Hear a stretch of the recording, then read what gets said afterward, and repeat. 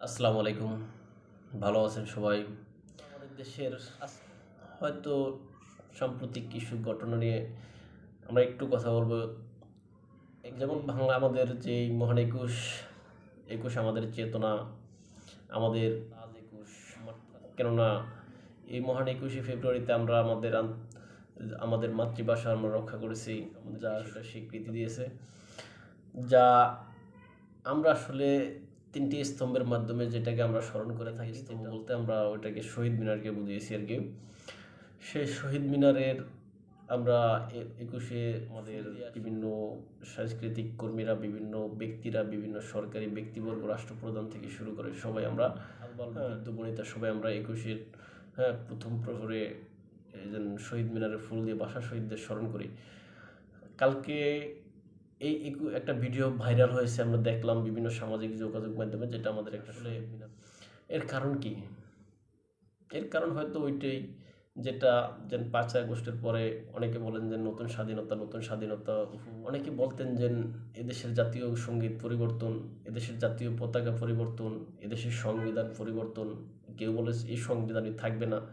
হয়তো ওই মেটিকুলাস ডিজাইনের অধীন যে এদেশে কোনো এটাও হতে পারে, আবার এটা নাও হতে পারে।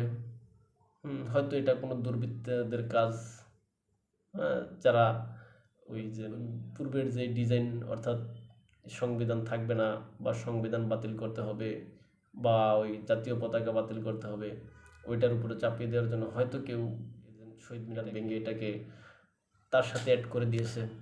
এরকম হতে পারে, আবার হতে নাও পারে। যাই হোক, এই কাজটা ঠিক হয়নি, কেননা এটা আমাদের খুবই গৌরবের প্রতীক, আমাদের রক্ষা করা উচিত। এখানে ধর্মের বিষয়টা ধর্মের মতো রেখে দেন। ধর্মের বিষয়টা এই সমস্ত আমাদের জাতীয় যে সমস্ত গৌরবময় দিনগুলো, গৌরবময় যে সমস্ত অর্জনগুলো আছে, এগুলোর সাথে ধর্ম না মিলাই। হ্যাঁ আর আমাদের দেশে যে বিষয়টা আমরা শুনলাম, সেটা আসলে আস্তে আস্তে ওই বিষয়গুলো বের হয়ে আসছে, যেটা হচ্ছে বাসে ডাকাতি এবং ধর্ষণের মতো ঘটনা। বিষয়গুলা খুবই নিন্দনীয়, কেননা যারা ওই যে ইয়াতে ছিলেন, আপনার ওই বাসে ছিলেন, বিবিসি বাংলার সাথে কথা বলতে যে ফোনে কেঁদে ফেলছেন।